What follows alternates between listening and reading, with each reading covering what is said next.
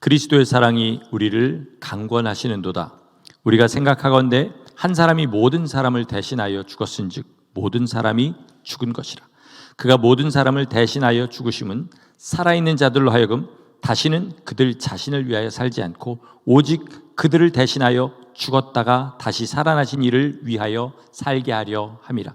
그러므로 우리가 이제부터는 어떤 사람도 육신을 따라 알지 아니하노라. 비록 우리가 그리스도도 육신을 따라 알았으나 이제부터는 그같이 알지 아니하노라. 그런즉 누구든지 그리스도 안에 있으면 새로운 피조물이라. 이전 것은 지나갔으니 보라 새 것이 되었도다. 아멘. 아멘. 하나님 은혜 또 우리 성도님들의 기도의 덕으로 한국에 잘 다녀왔습니다. 제가 목회 시작하고 그동안 어머님 아프시고 장례, 또 우리 장인어른 장례 이렇게 해서 4번을 한국에 다녀오긴 했지만 그냥 3박 4일 4박 5일 이런 식으로 번개불에 콩고 먹듯이 그렇게 가서 장례만 치르고 또 어머님 병문안만 하고 이렇게 왔기 때문에 이렇게 3주의 시간을 가지고 영적인 재충전을 할 수 있는 기회는 한 번도 없었습니다. 그래서 이번에 가서 한 처음에 며칠 빼고는 아침에 나가서 자정이 넘어서 집에 들어오는 그런 좀 이렇게 좀 정신없는 일정을 소화하고 그렇게 왔어요. 이번 여행의 가장 큰 목적은 영적인 재충전이었습니다. 그 집회 참석하고 또 제가 평소에 기도하지 않던 그런 환경에서 그렇게 기도하면서 주님과 좀 더 가까워지려고 그렇게 갔지요. 제가 가장 많이 기도한 곳은 제가 묵고 있던 김산서 목사님 그 사택에서 30분 정도 떨어진 그 카톨릭 공원 묘지였어요. 여기 있는 묘지랑 좀 다르게 거긴 산 위에 있다 보니까 정말 하늘이 뻥 뚫려 있었고요. 날씨는 좀 추웠지만 맑은 편이라 별을 보면서 그렇게 기도를 했습니다.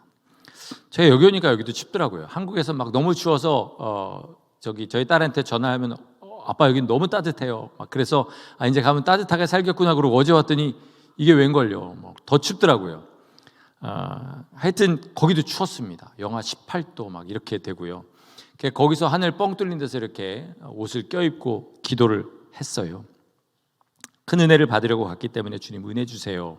그렇게 기도를 했고 또 성도님들이 많은 기도 부탁이 있었기 때문에 무릎 꿇을 때마다 잊지 않고 성도님들 위해서 기도했습니다. 그런데 어떤 기도를 해도요 하나님께서 제안해 주시는 마음은 딱 하나였어요. 정말 첫날부터 마지막까지 주님이 저한테 주시는 마음은 딱 하나였습니다. 그건 뭐였냐면 너는 정말 구원받았고 내가 너한테 맡겨준 내 양떼들은 정말 구원을 받아서 그 구원의 길을 걸어가고 있니? 라고 계속해서 주님이 물으시는 말씀이었어요. 여러분 우리한테 정말 천국과 지옥이 있다면 구원보다 귀한 것은 없어야 됩니다. 아멘이시죠? 주님께서 우리가 세상에서 잘 먹고 잘 살게 하시려고 십자가를 지신 게 아니에요. 마음의 평안을 가지고 편안하게 걱정 없이 살게 하시려고 교회를 세워서 우리에게 허락하신 것이 아닙니다. 우리를 구원하시고 그 구원을 온전하게 이루어서 영원한 천국의 영생 복락을 누리며 주님과 함께 살 수 있도록 십자가를 지셨고 교회를 세우셔서 우리에게 허락하여 주신 줄 믿습니다.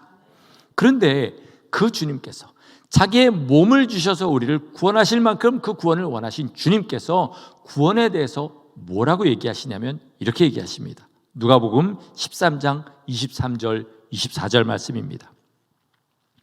어떤 사람이 여짜오되 주여 구원을 받는 자가 적으니이까 그들에게 이르시되 좁은 문으로 들어가기를 힘쓰라. 내가 너희에게 이르노니 들어가기를 구하여도 못하는 자가 많으리라. 제일 무서운 말씀이 뭐예요? 들어가기를 구하여도 못하는 자가 덜어 있다가 아니라 많다는 거예요. 그러니까 주된 사람들이 뭐냐면 구하지만 못 들어가는 사람이 주가 된다는 말입니다. 여기서 들어가기를 구해도 못 들어가는 사람은 어떤 사람들이냐? 구원에다 자기 삶을 다 초점을 맞추지 않은 사람들이에요. 누가 있어서 천국과 지옥이 있으면 지옥 가고 싶겠습니까? 다 천국에 갔으면 하는 바람은 있죠. 그러나 그 바람으로 끝나고 천국을 향해서 천국에 들어가기 위해서 자기의 삶을 온전히 거기다 다 초점을 맞추지 않은 사람, 이런 사람은 천국에 못 들어간다는 말입니다. 그렇다면 우리가 이 시간에 주님 앞에 예배를 드리고 주님의 말씀을 듣고 교회 생활을 하고 그리고 나가서 신앙생활, 삶에서 주님을 따라가는 삶을 살 때 우리가 어떻게 살아야 마땅하겠습니까? 모든 것이 구원의 초점을 맞추고 있어야 됩니다. 여러분의 인생은 구원의 모든 초점이 맞추어져 있습니까? 아니면 구원이라는 것을 그저 교회만 빠지지 않고 나오면, 또는 내가 구원받았다는 확신만 있으면 받은 것이고, 그리고 내가 특별한 잘못만 하지 않으면 나는 구원받아 천국에 간다, 그렇게 생각하고 계십니까? 지난주에 한국에서 우연히 유튜브에 보니까 모르는 목사님인데 설교 제목이 좀 마음에 와닿아서 봤습니다. 아주 짤막한 유튜브 쇼츠라는 그런 짤막한 30초짜리 영상인데 거기서 이런 말씀을 해요. 한국에 있는 사람들이, 물론 여기 있는 사람들도 그렇지만 교회에 대해서 굉장히 부정적인 생각을 많이 가지고 있잖아요. 보통 교회는 그것을 어떻게 진단합니까? 믿는 사람이 믿는 자답게 살지 못하니까 사람들이 그렇게 교회를 우습게 본다, 이렇게 생각하잖아요. 그런데 이분의 이야기는 그게 아니에요. 믿는 자가 없기 때문이라는 거예요. 교회는 다니지만 진짜로 구원을 받아서 구원의 길을 걸어가는 사람이 없다는 거예요. 그런데 그 이유는 뭐냐? 교회가 이미 자기 교회에 있는 성도들을 구원받은 사람들이라고 생각하고 구원을 받았다 치고 그 다음에 뭐냐면 구원받은 자의 삶을 가르친다는 거죠. 그런데 구원받지 않은 사람이 어떻게 구원받은 자의 삶을 가르친다고 해서 구원받은 사람의 삶을 살 수 있겠어요? 못하는 거죠. 이것이 문제라는 겁니다. 현대교회가 많이 쓰는 말 중에 가장 우리가 정신을 차리고 생각해 봐야 되는 말이 뭐냐면 구원의 확신이란 말이에요. 구원의 확신이 뭐죠? 내가 구원받았다는 사실을 분명하게 믿으면, 예수님이 내 죄를 위해 십자가에 달려갔다는 사실을 분명하게 믿으면 구원받아 천국 간다. 이게 구원의 확신입니다. 근데 여러분, 과연 그럴까요? 많은 사람들이 자기가 구원받아서 천국에 간다는 확신을 가지고 있는 거 우리 볼 수 있어요. 여러분, 우리 주위에 있는 성도들하고 서로 얘기해 보세요. 또 밖에 있는 다른 교회 다니는 분들하고 얘기해 보세요. 다 구원의 확신이 있습니다. 그러면 여러분, 그들이 여러분의 눈으로 볼 때 정말 문제없이 구원받아 천국에 갈 사람들로 보이십니까?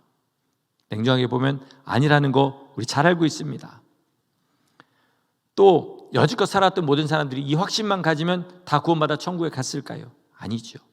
자, 그런데 이 구원의 확신에 대해서 잘못 이해하고 있는 사람들이 잘 인용하는 구절이 있어요. 그거는 요한복음 10장의 말씀입니다. 양은 주님의 음성을 안다는 거죠. 제가 한번 읽어볼 테니까 눈으로 따라오시기 바랍니다. 내가 진실로 진실로 너에게 이르노니 문을 통하여 양의 우리에 들어가지 아니하고 다른 데로 넘어가는 자는 절도며 강도요, 문으로 들어가는 이는 양의 목자라. 문지기는 그를 위하여 문을 열고 양은 그의 음성을 듣나니 그가 자기 양의 이름을 각각 불러 인도하여 내느니라. 자기 양을 다 내놓은 후에 앞서가면 양들이 그의 음성을 아는 고로 따라오되 타인의 음성은 알지 못하는 고로 타인을 따르지 아니하고 도리어 도망하느니라. 자, 구원의 확신을 이야기하는 사람은요, 나는 양이기 때문에 주님의 음성을 안다는 거예요. 그리고 자기 마음에서 올라오는 생각들을 주님의 음성이라고 생각하면서 삶이 없으면서 구원의 확신을 주장합니다. 그런데 여기서 주님께서 강조하시는 건 뭐냐면, 양은 주님의 음성을 듣고 주님을 따라간다는 거예요. 뭐라 그래요? 자기 양을 인도해내고 앞서가면 양들은 자기 주인의 음성을 알기 때문에 주인을 따라간다는 거예요. 무슨 말이에요? 주님이 십자가 지고 가신 그 길을, 자기를 부인하며 가신 그 길을 따라간다는 말씀입니다. 그런데 이건 무슨 말이에요? 삶이 있다는 거죠. 예수님 닮은 삶, 세상과 분명하게 구별되는 하나님 아버지를 순종하고 말씀대로 살아가는 삶이 있다는 거예요. 제가 가장 목회하면서 또 상담하면서 대화하면서 안타까운 종류의 사람들이 있어요. 그 사람들은 뭐냐면, 왜 이렇게 믿음을 흑백 논리로 전하시냐는 사람들이에요. 여러분, 세상에 천국과 지옥 둘 중에 하나로 끝나는 인생보다 더 흑백 논리가 어디 있습니까? 우리의 삶이 천국 아니면 지옥으로 끝나게 돼 있어요. 두 가지 이외에 다른 길이 없습니다. 그런데 어떻게 이것을 전하는 복음이 흑백 논리가 아닐 수 있겠냐는 거죠. 성경의 모든 말씀은요, 이렇게 사는 사람, 이런 삶이 있는 사람은 구원받아 천국에 가는 사람이고, 그렇지 않은 사람은 구원받지 못한 사람이라고 계속해서 말씀하고 있는 거예요. 그래서 성경을 이 시각을 가지고 읽어야 돼요. 이게 뭐냐? 구원이냐 멸망이냐? 하나님을 기쁘시게 하는 일이냐, 하나님을 노하시게 하는 일이냐, 천국에 기억되고 쌓이는 일이냐, 아니면 땅에 쌓이고 썩어져서 없어질 일이냐, 이것을 우리는 분명하게 염두에 두면서 내 삶을 성경에 비춰봐야 될 줄 믿습니다. 이게 분명히 필요해요. 그런데 성경의 모든 말씀은요, 믿음이 좋은 특별한 몇몇 사람에게 하시는 말씀이 아니에요. 모든 사람들에게 다 하시는 말씀입니다. 믿는 사람은 당연히 이렇게 산다라는 말씀이에요. 무슨 말인지 아시겠어요? 보통은 행위 구원을 논하는 사람, 이렇게 살아야 구원받는다 이렇게 들으시는데, 그게 아니라 진짜 구원받은 사람은 삶에 이런 증거가 있다라고 말씀하시는 겁니다. 그게 성경의 말씀이에요. 그런데 사람들은 성경의 내용을 이상적인 신앙생활의 모양 정도로 생각합니다. 그렇게 되면 정말 좋지, 하지만 나는 비록 부족해도 구원받을 거야 라고 생각하는 그런 사람들이 많아요. 내가 그렇게 살지 못하고 있다는 것, 내가 예수님 닮은 삶이 없다는 것, 내가 사도 주님을 정말 만난 사람들이 사는 그 삶이 없다는 것을 그렇게 문제로 여기지 않습니다. 구원받았어도 이렇게 살 수 있다고 생각합니다. 그러면 그때부터 그런 사람에게 성경은 생명의 말씀이 아니라 교양서적으로 전락해버리고 맙니다. 왜요? 들으면 좋은 말, 안 들어도 그만인 말이기 때문에 그렇습니다. 우리 교회 새벽기도에 1년 넘게 계속해서 올라오는 제 대학교 동창이 하나 있습니다. 지난 3월 달에 췌장암 수술을 받았는데 아직도 설사가 멈추질 않아요. 저보다 훨씬 무거웠거든요. 100kg가 넘게 나갔습니다. 한참 나갈 때 110kg까지 나갔는데 지금 저보다 가볍습니다. 가서 보니까 마음이 너무 아팠어요. 이번에 가서 전 은혜 받으러 간 거였기 때문에 친구들한테 아무도 연락 안 했는데, 이 친구한테만 연락을 해서 집회 참석하자, 그리고 가서 기도받자, 그리고 가서 집회 참석하고 기도를 받았습니다. 오기 전에 한 번 더 만났는데 전날에 검사 받은 결과 췌장에서 간으로 또 암이 이렇게 전이 되었다. 그래서 먹는 항암 치료를, 당연히 크진 않아서 먹는 항암 치료를 시작했다라는 그런 좋지 않은 소식을 듣고 왔습니다. 항암 치료를 받으면요, 반드시 하는 게 있어요. 주기적으로 암덩어리가 줄어들었는지 아니면 더 커졌는지 이거를 봅니다. 그래서 줄어들었으면 그 약을 계속 투여하고요, 그렇지 않으면 다른 약으로 바꿔요. 그때 암덩어리를 잴 때요, 밀리미터 단위로 잽니다. 그렇게 정확하게 재려고 해요. 우리 구원은요, 이런 암의 문제 정도가 아닙니다. 지옥에 간다고 한번 생각해 보세요. 지옥에 간다고. 여러분, 지옥은 끔찍한 고통이 있는 곳이지만 그거보다 더 고통스러운 건 뭔지 아세요? 영원하다는 거예요. 거기서 다시는 변하지 않는다는 겁니다. 한 번 가면 끝인 거예요. 천국은 어떤 곳인지 아세요? 주님과 영원히 사랑하면서 이 땅에서 누리는 어떤 기쁨보다 상상할 수 없는 그 기쁨을 영원히 주님과 누리는 곳이에요. 그거보다 더 기쁜 게 뭔지 아세요? 이 기쁨이 영원하다는 겁니다. 그러니까 천국과 지옥의 영원한 문제를 다루는 게 구원의 문제예요. 그런데 구원을 받았다고 믿는다면 당연히 증거를 찾아야죠. 그렇지 않습니까? 그 증거가 어디 나와 있어요? 성경에 나와 있습니다. 그러니까 성경의 말씀에 나를 비추어 봐서 거기에 합당한 증거가 있으면 나 구원받아 가고 있구나 라고 생각해야 되는데, 다른 많은 것들이 구원받지 못한 지표를 보이고 있음에도 불구하고 자기 스스로 긍정적으로 생각해서 자기를 구원받은 사람으로 여기고 전혀 회개하지 않고 그 길을 걸어간다, 그러면 아예 구원의 소망도 없는 사람이라는 말입니다. 그래서 오늘은 남은 시간 동안 구원받은 자의 삶에 반드시 나타나는 증거에 대해서 좀 나누도록 하겠습니다. 정말 심각하게 내 삶에 이게 있는지 한번 들어보시기 바랍니다. 첫 번째로, 진짜 내가 구원받은 사람에게 정말 구원받았다면 반드시 일어난 일이 있습니다. 그건 뭐냐면 삶의 목적과 이유가 완전하게 바뀌는 겁니다. 오늘 본문에 바울이 뭐라 그래요? 그들 자신을 위해서 살지 않고 그들을 위해서 십자가에서 죽으신 그리스도를 위하여 살게 된다, 이렇게 얘기해요. 아까도 말씀드렸지만 이게 몇몇 믿음 좋은 사람한테만 일어나고 우리는 구원받았어도 그런 일이 일어나지 않을 수도 있다라고 생각해서는 안 돼요. 반드시 일어납니다. 반드시 일어나요. 여러분 삶은 그 목적이 주님을 위한 삶으로, 나를 위한 삶에서, 나에게 속한 자들을 위한 삶에서 주님을 위한 삶으로 분명하게 바뀌셨습니까? 이게 없다면 아직 구원 못 받았다고 보셔야 돼요. 그게 훨씬 안전합니다. 삶이 송두리째 변해야 됩니다. 마음은 있는데 몸이 안 따라갑니다. 이런 얘기 하지 마세요. 왜요? 우리 이 땅에서도 마음이 변하면 무슨 일이 있어도 그 일을 합니다. 내가 진짜로 원하는 일은 해요. 그렇다면 내게 생명이 되고 영원한 천국과 지옥의 이야기인데 삶이 안 바뀐다. 있을 수 없는 이야기죠. 한국에서 제가 집회 참석하고 기도한 것 외에 가장 많이 한 게 뭐냐면 노숙자들과 쪽방에 있는 사람들을 섬기는 일이었어요. 동인천역 주변에 쪽방들 다녔고 서울역 근처에 지하상가에서 저녁에 자는 사람들이 있거든요. 그 사람들에게 좀 물품을 나눠주고 식사를 나눠주는 그런 사역들을 했습니다. 그동안 화면으로는 많이 봤죠.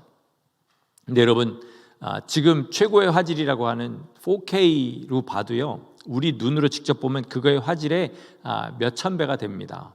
그러니까 그걸 눈으로 직접 보고요, 화면으로는 볼 수 없는 귀로 듣는 것들, 그리고 무엇보다 코로 냄새를 맡아가면서 그 일을 하니까 기가 막히더라고요. 진짜 이런 삶이 있구나라는 생각을 합니다. 그런 사역하면 보통 무슨 얘기를 가장 많이 해요? 나는 감사해야 돼. 이런 생각을 많이 하잖아요. 저한테도 그런 마음이 있었습니다. 이분들이 가장 힘든 일이 뭐냐면요, 사람이 없는 거예요. 주위에 사람이 없는 겁니다. 대화할 사람이 없어요. 술 마시면서 서로 막 이렇게 난장을 부리는 그런 사람은 있어도 진짜 자기 인생의 고민을 가지고 나눌 사람이 없어요. 그래서 말을 한번 이렇게 걸기 시작하면 별의별 이야기를 다 하더라고요. 이 사람이 나를 아나 싶을 정도로 막 그런 얘기들을 막 해옵니다. 근데 이 정도 되는 사람은요, 그래도 그렇게 된 지 얼마 안 된 사람들이에요.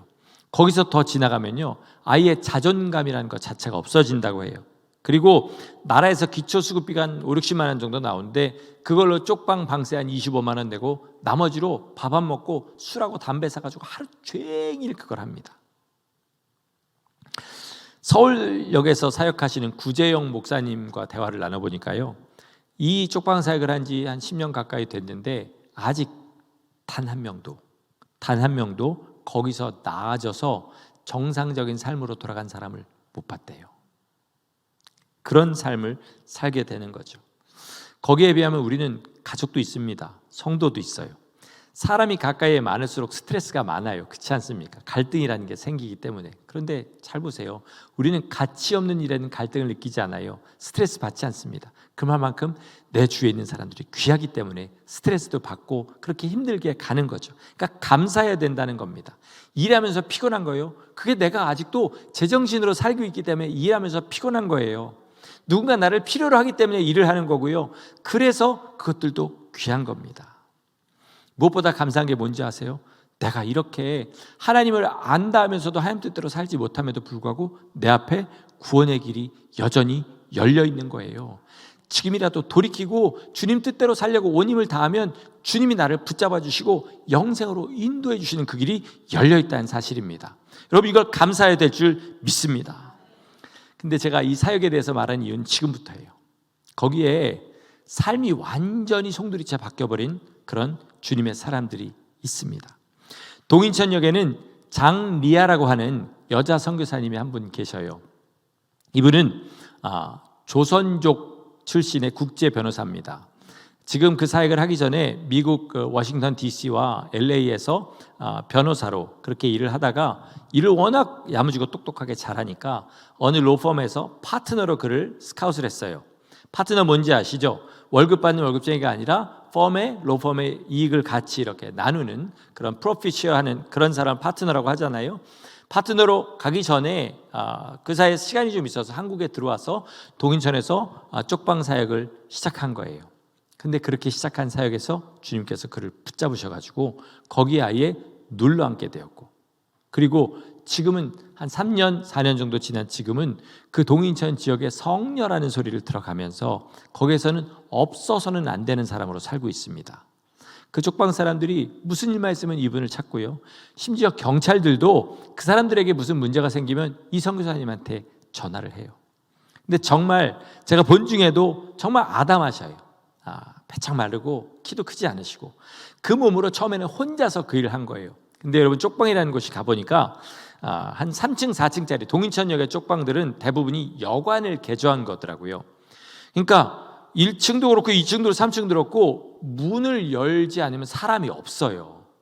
만약에 이렇게 똑똑똑 문을 두드리고 성도님 도시락 왔습니다. 그럼 문 확 열고 확 가지고 들어가면 무슨 일이 일어나도 알 수 없는 곳이에요. 거길 여자 혼자 몸으로 그 험한 남자들을 상대로 사역을 한 거예요. 위험한 일도 몇 번 겪었다고 합니다. 그러나 지금은 그곳 사람들이 가장 의지하는 그 사람이 된 거죠. 그래서 하나님께서 거기에 맞는 동역자를 하나를 붙여주셨는데 아는 사람은 아시는 강한수 형제예요. 이 강한수 형제는 박보영 목사님 그 맨 처음에 그 시온성교회 초기에 그 어렵고 가난한 시절에 함께하던 그런 사람이었는데 나가서 그 대한민국에서 두 번째로 큰 폭력 조직의 중간 보스까지 그렇게 올라간 그런 형제예요. 이 사람을 동역자로 붙여줬더니 사람들이 예를 들어서 좀 이렇게 삐딱하게 군다 그러면 조금 이따 여기 강한수 형제가 오기로 했어요. 그러면 확 변한대요. 인상이 변한답니다. 뭐 한수 형제가 그 사람들한테 뭐 위협을 하는 것도 아니고 또 이런 폭력을 사용한 적도 한 번도 없대요. 그런데 뭔가 느껴지는 포스가 있는지 하여튼 강한수 형제라면 그 지역에 있는 그 노숙자들이 껌뻑 죽는다고 해요. 한수 형제는 어떻게 해서 거기 들어가게 됐냐? 조직 생활을 하면서 이제 미래가 불투명하다 보니까 동남아에 가가지고 이제 불법 사이트 같은 걸 이렇게 만들어서 큰 돈을 벌 준비를 다 하고 그리고 가기 전에 목사님 생각이 나서 찾아갔다고 해요. 이번에 들어보니까 우리가 생각하는 거랑 좀 다르더라고요. 목사님과 함께 하던 시절에 박 목사님 이름도 몰랐대요. 몇 년을 같이 살면서 그냥 박 전도사님 이렇게만 부르고 있었답니다. 그래서 또 그동안 박 목사님 많이 그리웠을 거다 이렇게 생각했는데 그냥 덤덤하게 그렇게 그리운 적이 몇 번 없었어요. 워낙 치열하게 살다 보니까. 그런데 한국을 떠나기 전에 문득 생각이 나더래요. 그래서 돈 1,000만 원을 들고 여전히 그렇게 어렵게 사시는 줄 알고 안산 시온성교회를 간 거죠. 그랬더니 교회가 없어졌더래요. 검색을 해보니까 안산 시온성교회 이렇게 검색을 해보니까 거기에 있던 박보영 목사님 얼굴을 보니까 그분이에요. 그분이 방주교회 담임으로 갔다는 얘기가 있더래요. 그것도 벌써 10몇 년 전에 뉴스인 거죠. 그래서 그걸 보고 방주교회를 갔더래요. 근데 아시다시피 박 목사님을 아는 사람이 강한수 형제를 모를 리가 없잖아요. 거기서 박 목사님을 찾고 나 강한수입니다. 그러니까 발칵 뒤집혀서 가게 된 거죠. 그래서 그날 저녁에 집회 한번 참석했다가 거기서 예수님이 만나주신 거예요. 사실 여러분 가기 전에 박 목사님이 생각난 것도 그렇고 한 번 참석한 예배에서 은혜를 받은 것도 그렇고 그동안 정말 많은 사람들이 박 목사님이 가장 많이 하셨겠고 우리도 여러 번 다 몇 번씩은 해봤을 거 아닙니까? 그 설교 들을 때마다 한수 형제 들어오게 해달라고 박한수 목사님이 아니라 강한수 형제가 돌아오게 해달라고 계속 그렇게 기도를 했더니 그가 그런 역사를 얻게 된 거죠. 그리고 리아 선교사님의 그 동역자로 그렇게 같이서 열심히 사역을 하고 있습니다. 제 포인트는 이겁니다. 로펌의 파트너라는 자리가 모든 변호사들이 꿈꾸는 자리인데 그렇게 쉽게 포기가 될 수 있는 자리입니까? 조직폭력배의 중간 보스 이제 여지껏 고생하고 이제부터는 돈도 쉽게 벌고 그 끈적끈적한 죄의 쾌락들 여러분 죄라는 것이 쾌락이 있기 때문에 짓는 거거든요. 그 쾌락에 중독되어 있는 사람이 그것을 버리고 주님께로 돌아온 일이 흔한 일이냐고요. 쉽지 않은 일이죠. 그런데 이분들이 그것들을 버리고 택한 게 뭐냐면 노숙자와 쪽방에 있는 사람들을 섬기는 거예요. 왜 그럴까요? 진짜 예수님을 만났기 때문에 그렇습니다. 진짜로 구원받았기 때문에 그런 거예요. 진짜 구원받은 사람이 삶의 목적이 송두리째 바뀌지 않는 일은 없다고 생각하셔야 돼요. 그럴 수도 있다고 생각하면 그때부터 성경은 오리무중이 되어버리는 것입니다. 우리는 이런 사람들 이야기를 들으면 그 사람들은 특별한 은혜를 받았어 이렇게 이야기하지만 아니에요. 사도 바울은 절대로 그렇게 얘기하지 않습니다. 그들이 이제부터는 그들 자신을 위하여 살지 않고 그들을 위해서 죽으신 분을 위하여 살게 하려 함이라 이렇게 말씀하셨어요. 무슨 말이에요? 예외가 없다는 말이죠. 진짜로 구원받았으면 그때부터 삶이 예수 그리스도를 향해서 살아가게 된다는 말씀입니다. 여러분의 삶이 그러신지 돌아보시고, 안 그렇다면 여전히 돈과 명예와 세상의 쾌락과 남들에게 나를 자랑하는 것을 내 삶의 목적으로 삼고 거기에 예수 그리스도만 살짝 끼워 넣어서 구원에 끼어 들어가려는 마음이 있다면 나는 구원 못 받았다 생각하시고 처음부터 다시 시작하는 것이 안전한 줄 믿습니다. 옛날에 우리나라 사람들이 교회 사람들을 놓고 하던 이야기가 있었어요. 하나는 좀 농담 같은 말인데, 여기가 교회입니까? 왜 싸웁니까? 이런 이야기를 했다고 하고요. 또 다른 하나는 예수 믿는 사람들은 참 말을 잘한다, 이런 말이 있었어요. 여러분, 이게 긍정적인 표현일까요? 부정적인 표현일까요? 부정적인 표현입니다. 말은 잘하는데 삶은 하나도 안 바뀐다는 거죠. 제가 아까 말씀드린 대로요, 기가 막힌 게 있어요. 삶은 그 자리에 그대로입니다. 아무것도 안 바뀌어요. 근데 말이 청산유수가 돼요. 성경을 많이 알게 되고요, 성경에 자기 삶을 끼워 맞춰요. 그러니까 아니죠, 자기 삶을 성경에 끼워 맞춰요. 성경을 자기 삶에 끼워 맞춰요.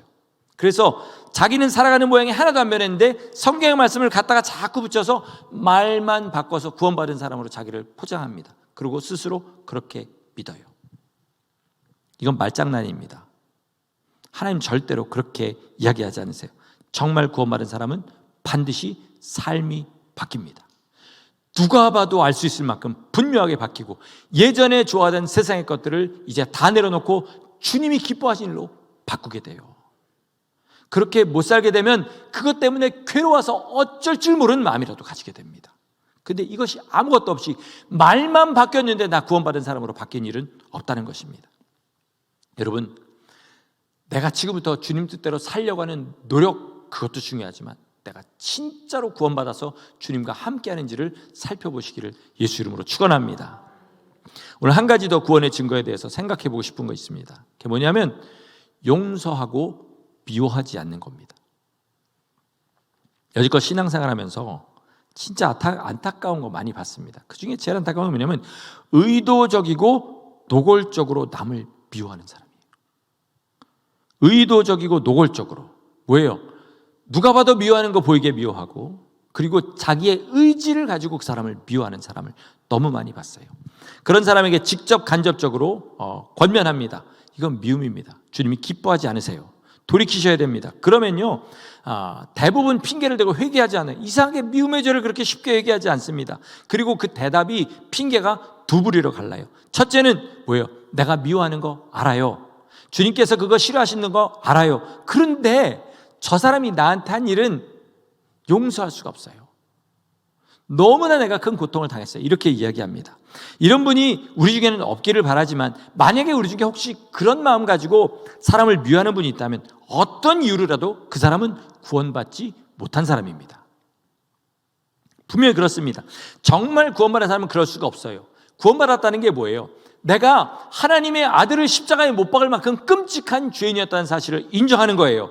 그리고 하나님의 아들이 내 죄를 용서하시기 위해서 어떤 모진 고난을 당하셨는지 33년이라는 시간 동안 하나님의 아들이 이 땅에 와서 시간과 공간 가운데 갇히시고 사람들한테 멸시와 천대를 받으시고 종래에는 발가벗겨져서 십자가에 못 박혀서 물과 피를 다 쏟고 돌아가셨다는 사실을 믿는 것이 구원받은 거예요. 그런데 그 용서를 받고 그 사랑을 받은 사람이 남을 미워한다고요? 절대로 있을 수가 없는 일이에요. 왜 주님께서 1만 달란트와 100데나리온을 빚진 사람의 이야기를 하시면서 용서하지 못한 사람은 지옥에 간다, 왜 말씀하셨냐면요, 너희가 내 명령을 무시하고 용서하지 않았기 때문에 내가 벌로 너희를 지옥에 보내겠다, 이 말씀이 아니라 만약에 너희가 용서하지 못한다면 너희는 구원받은 적이 없다라는 말씀이에요. 여러분, 살면서 어떤 억울한 일을 당하셨습니까? 어떤 모욕을 당하셨어요? 어떤 재정적인 손해를 입고 어떤 서운한 일을 당하면서 어떤 모함을 당하셨습니까? 그것을 다 용서할 마음이 생기지 않는다면, 그러면 그 사람은 구원받았는지 자기를 분명하게 의심해 봐야 됩니다. 미움이 들어올 수 있어요. 들어올 수 있습니다. 그러나 해결하려고 온 힘을 다하게 됩니다. 여러분, 진주가 어떻게 생기는지 아시죠? 조개 안에 이물질이 들어가고 그 조개가 그 이물질을 내보내려고 온 힘을 다해서 하다 보면 거기서 뭐가 생긴다고요? 그 액이 나와서 진주가 생깁니다. 우리도 마찬가지예요. 죄가 우리 가운데 들어옵니다. 세상 유혹이 들어오고 미움이 들어오고 세상을 위해서 살고 싶은 마음이 들어와요. 믿는다고 해서 구원받았다고 해서 그것이 전혀 안 들어온다는 게 절대로 아닙니다. 그러나 진짜로 구원받은 사람은 그것이 내 살을 찌르고 마음을 찌르는 칼처럼 느껴져서 어떻게 됐든 이것을 밀어내려고 온 힘을 다하게 되고 그 안에 예수 그리스도의 형상이 맺히게 되는 줄 믿습니다.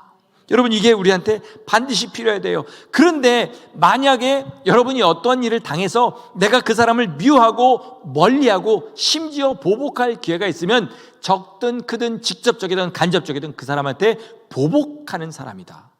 그러면 나는 구원받지 못했거나 예전에 구원받은 일이 있다 할지라도 지금은 구원과 상관없는 상태다, 이 사실을 아셔야 됩니다. 미움을 지적하면 흔하게 대답하는 유형 둘째는 뭐냐면 자기는 안 미워한다는 거예요. 마음으로 용서했다는 겁니다. 그런데 다만 다시 이렇게 좋게 지내기가 힘들다, 이런 얘기를 많이 해요. 그 사람들에게 제가 해줄 말은 단 한 가지예요. 용서는요, 마음으로 하는 게 아니고 몸으로 하는 겁니다. 몸으로 하는 거예요. 예전처럼 다시 살갑게 지내기는 없다 할지라도 그 사람의 필요를 채워주고 그 사람의 어려움을 도와주고 그 사람을 내 팔을 벌려서 안아주고 사랑해주는 그 일을 몸으로 하지 않으면서 내 마음으로 용서했다고 하는 말은 거짓말이에요. 주님이 절대로 그렇게 하지 않습니다. 주님이 우리를 용서하실 때 내가 마음으로 너희를 용서했다 이렇게 하셨습니까? 아니면 우리를 위해 십자가를 지셨습니까? 그 용서를 받았다면 우리도 남을 용서할 때 내 몸을 내주는 용서를 해야 될 줄 믿습니다. 서울역에서 사역하시는 구재영 목사님 이야기 아까 했잖아요. 이분은 이제 거의 60대가 가까이 된 것 같습니다. 60이 넘었을 수도 있는데 잘 모르겠습니다. 들어보니까 목사님 되신 지 10년이 안 됐더라고요. 저보다 1년 먼저 안수를 받으신 것 같아요. 일하면서 신학교를 다녔는데 무슨 일을 했냐면 대리운전을 했답니다. 그런데 젊은 사람, 술 취한 사람에게 아주 심한 폭력을 당해서 이 안화골이라고 그러죠. 이쪽에 있는 데가 완전히 다 부서지고 실명할 위기에 처했었다고 해요. 자기가 합의해 주지 않으면 이 사람은 징역을 살 수밖에 없는 그 정도 심각한 폭력을 당했다고 합니다. 근데 자기가 이제 목사가 되려고 하는 사람이고 또 박보영 목사님을 존경하고 그래서 그 목사님을 찾아가서 상담을 했답니다. 무슨 대답을 들었을까요? 당연히 성경대로 대답하셨겠죠. 용서해주고 모든 고소 다 취하고 합의해줘라, 그렇게 이야기를 들었대요. 진짜 시험에 들었답니다. 위로해 줄 줄 알았는데 그렇게 하라 그러니까. 그런데 성경을 봐도 맞는 말이잖아요. 그래서 진짜 자기 마음에는 억울하고 분한 것밖에 없었는데 그 사람에게 고소를 취해주고 놔줬다는 거예요. 그걸로 말미암아 어떤 사람이 옆에서 보다가 예수를 믿게 되었다는 그런 이야기도 있습니다. 그런데 중요한 얘기는 지금부터예요. 그리고 나서 병원에 가서 수술을 받았습니다. 지금도 여기 대부분 뼈가 다 타이타늄으로 그렇게 갈아 꼈다고 합니다. 아주 힘든 수술이었다고 해요. 그런데 병원에 입원했을 때, 그렇게 용서하고 고소를 취하고 병원에 입원했을 때 주님이 그를 강력하게, 이전에도 은혜 받았으니까 목사님 되려고 했을 거 아닙니까? 그런데 그때 주님께서 이전에 받지 못했던 강력한 은혜를 허락해 주신 거예요. 그래서 거기서 절대 안정을 취해야 되는 병원 침대에서 뒹굴면서 회개하면서 있다 보니까 그 침대가 주저앉을 정도로 그렇게 주님을 만나게 되었다고 해요. 그리고 그 은혜 때문에 지금부터 처음부터 여지껏 10년 가까운 세월 동안 영등포 쪽방에서 시작해서 지금 서울역에 이르기까지 노숙자들 섬기고 쪽방 사람들 섬기는 그 사역을 하고 있다고 하는 겁니다. 무슨 말입니까? 여러분, 우리가 믿음을 처음에 작게 받았다 할지라도요, 또 하나님께서 감당할 분량만큼 시험을 주지 않으시니까 내가 용서하지 못할 사람들이 생길 때 믿음을 붙잡고 용서하면 주님이 그 용서한 만큼 그 안에 뭘 주셔요? 더 큰 은혜를 주신다는 거예요. 세상을 이길 능력이 거기에서 온다는 겁니다. 그러니까 진짜 구원받은 증거는 뭐예요? 용서하지 못할 사람을 용서하는 거고 사랑하지 못할 사람을 사랑하는 겁니다. 내가 용서할 수 있는 사람 용서하는 게 뭐가 구원이에요? 내가 사랑해서 마음 가는 사람 사랑하는 게 뭐가 구원이겠습니까? 구원받은 사람은 그렇지 않다는 거죠. 그런 사람한테는 미움이 들어갈 자리가 없습니다. 그 미움이 들어가지 않는 자리에 누가 역사하시냐? 하나님의 영이 역사하셔서 그 사람을 구원의 길로 인도하시는 줄 믿으시기 바랍니다. 말씀 마치겠습니다. 여러분, 말씀 드리면서 혹시 이런 생각하신 분들이 있을지 몰라요. 웬 구원이 이렇게 어려워? 여러분, 구원이 어려운 게 아니라요, 그동안 잘못 배운 겁니다. 세상이 사람들을 교회로 리크루트 해가지고 교회를 성장시킬 수 있는 땔감으로 쓰려고 성경을 뒤바꿔 놓은 것 때문에 우리 마음에 잘못된 것이 들어와 있는 거예요. 구원은 사실은 그 가치에 비하면 절대로 어려운 일이 아니에요. 주님이 우리에게 공로를 허락해 주지 않으면 우리는 언감생심 꿈도 꿀 수 없는 일입니다. 그 구원을 주님이 온 마음과 온 삶을 다해서 우리가 허락해 주셨기 때문에 우리도 온 마음과 온 삶을 다해서 주님 앞에 나가면 누구도 구원을 잃지 않도록 주님이 허락하신 줄 믿으셔야 됩니다. 여러분, 우리가 큰 돈을 벌 수 있는 기회가 있을 때 자기 전 재산을 올인하는 거, 이게 어려운 일입니까? 나한테 진짜로 중요한 일이 있을 때 내 모든 스케줄과 내 모든 것들을 거기에 맞추는 거, 이게 이상한 일인가요? 아니잖아요. 그러면 우리가 정말 구원의 가치를 알고 구원의 모든 초점을 맞추면 우리의 삶이 그렇게 변하는 게 절대로 어려운 일이 아닙니다. 제가 분명하게 선포할 수 있는 게 있습니다. 주님은 십자가에서 그 목숨을 버리실 만큼 우리를 구원하시기를 기뻐하십니다. 여전히 지금도 기뻐하셔요. 문제는 뭐냐? 우리가 그만큼 구원을 사모하냐는 것이죠. 그러므로 내가 구원받아 그 길을 걸어가고 있는지 오늘도 말씀을 통해 점검해 보시기를 바랍니다. 두 가지입니다. 내 삶이 진짜 송두리째 목적이 바뀌었는지, 그리고 누구도 미워하지 않고 오늘도 용서하며 살고 있는지. 이것이 없다면 나 구원받지 못했구나 라고 생각하시고 지금 십자가 밑으로 나가시면 됩니다. 내 인생의 마지막 한 주간이 남았다 할지라도 오늘 회개하고 나머지 6일을 주님 뜻대로 살고 온 힘을 다하며 구원받은 자의 삶을 산다면 그 사람은 반드시 천국에 들어갈 줄 믿습니다. 반드시 이렇게 구원받아 천국 가는 성도 되시기를 예수님의 이름으로 간절히 축원합니다. 아멘.